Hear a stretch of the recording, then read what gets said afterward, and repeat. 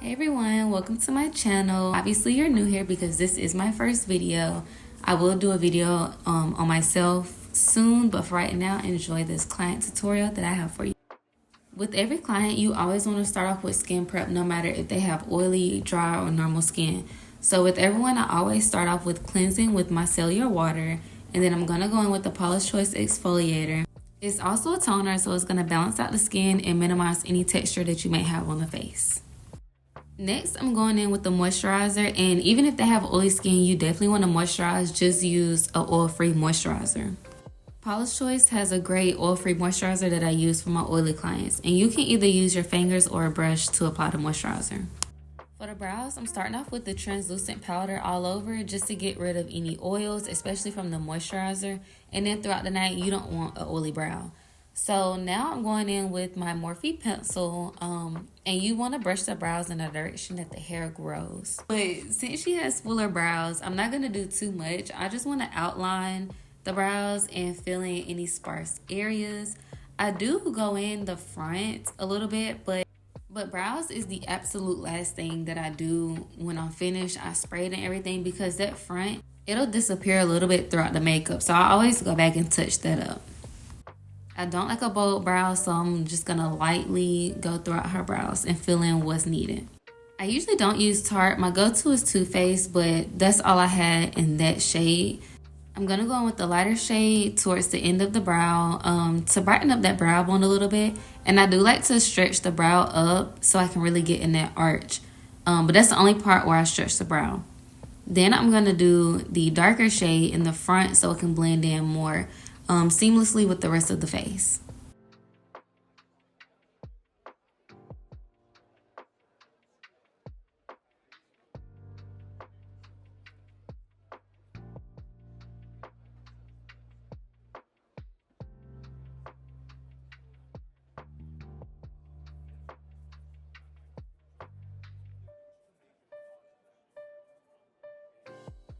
I'm using my Real Techniques brush to blend out all of that concealer. You don't want to have any creases in your eyeshadow, especially when you set with powder.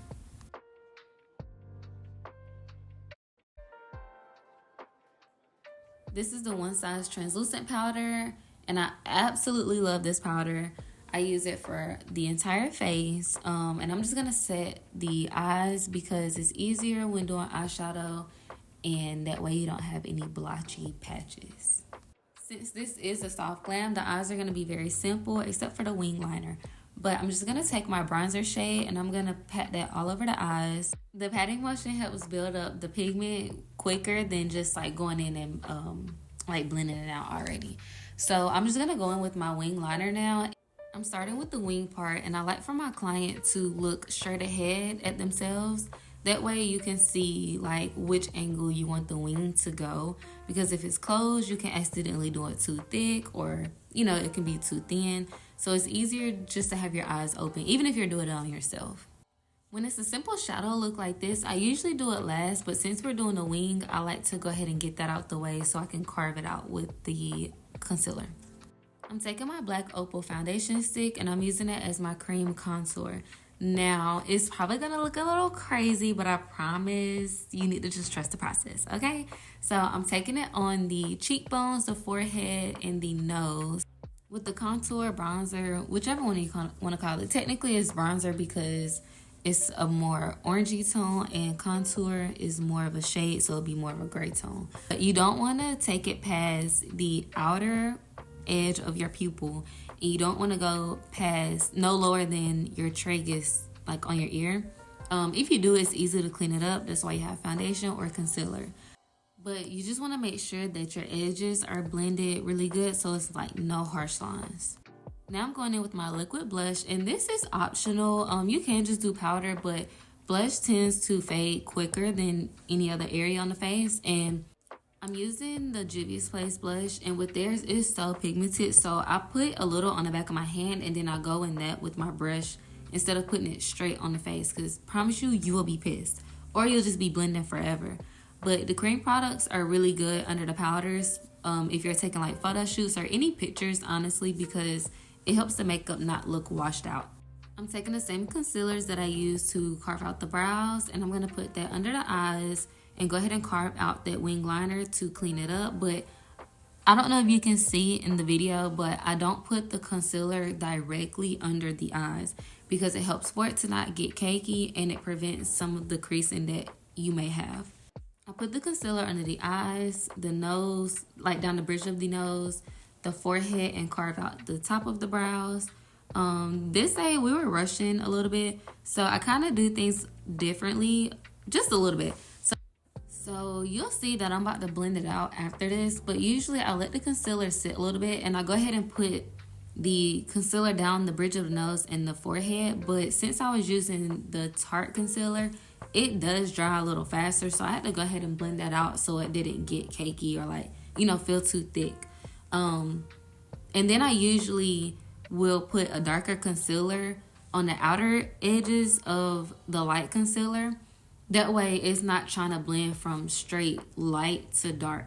But that's also why it's good to have that liquid blush there, so you're not trying to blend straight from concealer to a dark bronzer, if that makes sense. So the pink blush gives like a little medium for the colors to transition into each other. When blending out anything on the face, I always use a light hand, so you'll see I'm holding the brush more towards the end. I'm already very light-handed and delicate just because it is the face, but holding the brush more towards the end do help you have a lighter hand. You don't want to be too heavy-handed just because it can start breaking up the product that you already applied. And if you're doing clients, it's just nobody wants a heavy hand on their face. So now I'm finally carving out the brows. I usually would go ahead and do this and let all of the concealer sit, but like I said, this one is a thick one. So I'm going in with my foundation just underneath the contour. I don't like to put foundation everywhere because we already are layering a lot of liquid/cream products. So I just don't think you need to do it unless you do have a client or you have hyperpigmentation. Then you can go in with that extra layer. But I feel like I already use products that are pretty full coverage, so I don't think it's no need for all of that makeup on the face. It may seem like it's a lot of makeup that I put down, but if you think about it, it's really not because it's all just one layer. I don't have foundation up under. So I carved out the brows with that lighter concealer, and then I did the rest of it with the foundation. And now I'm taking my foundation brush. I'm just going to blend all of that foundation out. And then if you do feel like you have too much of the blush and the bronzer, you can go all over the face with your foundation brush. If you feel like your blush and your contour isn't fully blended in very well, you just might have to go back over it just a little bit to reapply those products. Make sure you're going down the jawline and the neck a little bit so you don't leave like a mask on your face. Because if you leave that mask, they're going to be looking at you just like this.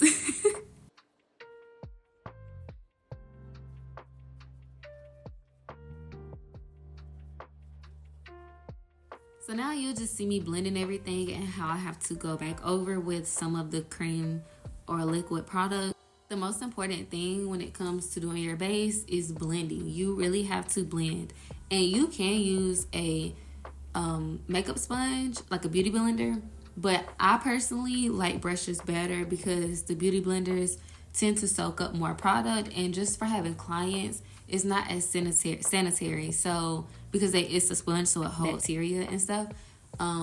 So if you are going to use beauty blenders, then you can either cut them in half so you have like double the amount, or you'll just have to keep rebuying them like more often. A lot of times people tend to overblend, so it can make your makeup not look like you really put anything on there, or not as defined, not as precise. So you want to blend, but don't overblend. Also, make sure you have really good lighting when doing your makeup and clients' makeup, because it may look like you blended really good, and girl, you might go into another light and you looking crazy. So just make sure you have good lighting when it comes to doing your makeup.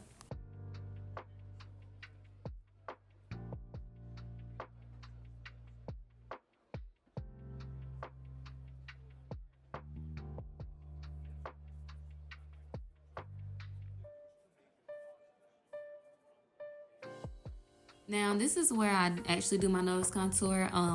I just take it down the sides of the nose as close as possible without them touching if you want a more snatched nose. Now, the wider you do your nose contour, the wider your nose will appear. But I like to bring it up into the brow, the front of the brow. As you can see, it just helps to make it look more seamless and blend into everything and not just lines just sitting there, if that makes sense.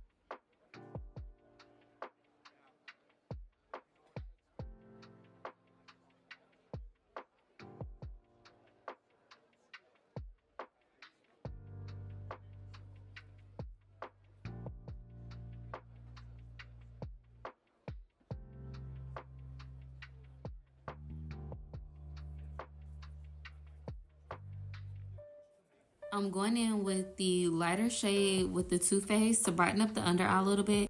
It may look like it's a lot of concealer, but I promise you it's really not. I just like to spread my concealer where I need it to go. I'm gonna make sure it's blended very well, no creasing under the eyes right before I set the face with the same one size powder.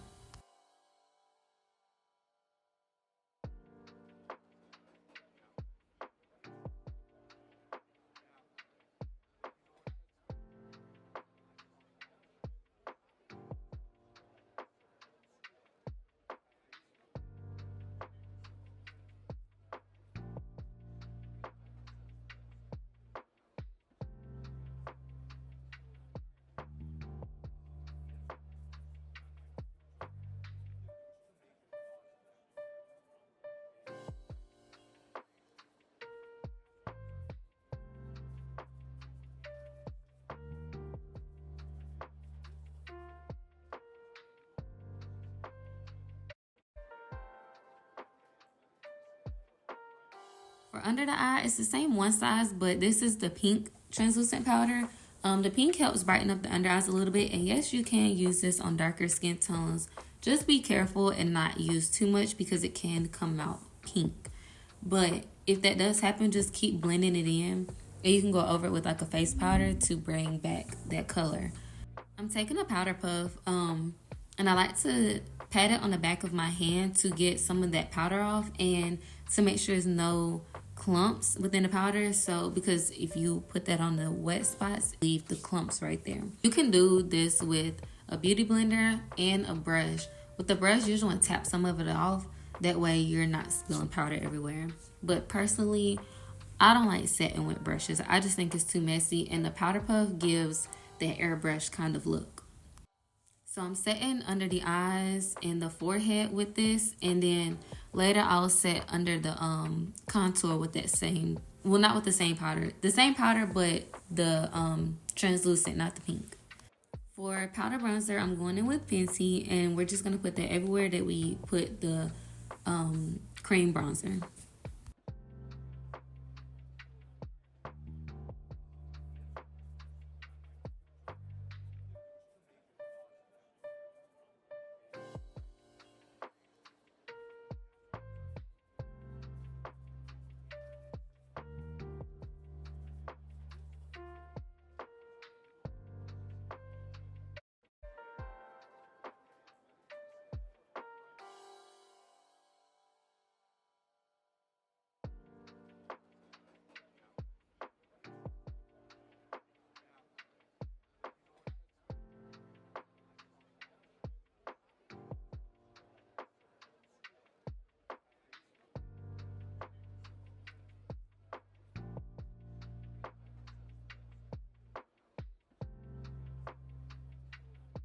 Now I'm setting the foundation, but also carving out the cheekbones a little bit. So I don't bake. With under the contour, I leave the line there just a little bit, but I pat out everything else. And I will leave a little bit for the nose just to sharpen up that contour. But I don't know. I don't see no reason for me to have to bake. But I don't think there's nothing wrong with it. Now I'm taking that same bronzer shade and I'm just going under the eyes. And I feel like this just ties the eyes together. You just want to be careful with this part and use a small brush. That way you don't end up doing too much and then you have raccoon eyes or you just get powder everywhere. So now I'm going in with a Inglot gel liner and I'm lining the waterline. And I'm going to create the cat eye effect in the inner corner. But you couldn't really see me do it. So if you need, I can do a more detailed video on that. And now I'm just going to go in with my powder blush and put that right on top of the liquid blush.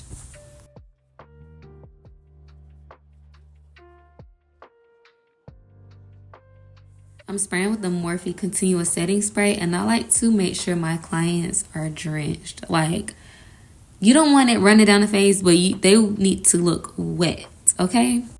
I'm lining the lips with the ColourPop BFF 3 pencil, and then I'm going to go in with my Sephora lip stain in the color 32. When doing clients, you want to make sure that you spray alcohol on that pencil, sharpen it, and then spray it again. And spray your sharpener with alcohol too. And then you want to use disposables as much as you can. So the lip disposables, mascara disposables. And I should have said this earlier in the video with concealer. You want to put that on the back of your hand or on like a palette. You don't want to put the one directly on the face. You don't want to put anything directly on the face for to touch multiple faces. And to sanitize everything, you would just spray it down with alcohol.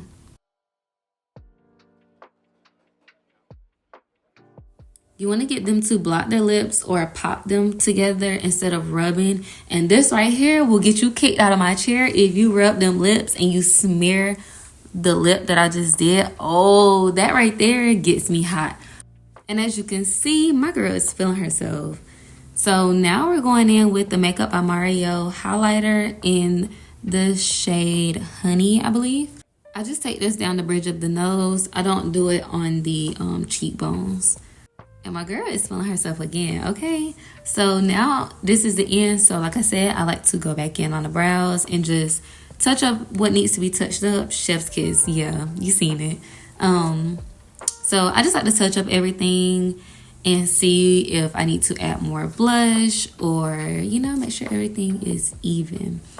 But this is the end of the video. Let me know if it was helpful. If you like it, give it a thumbs up.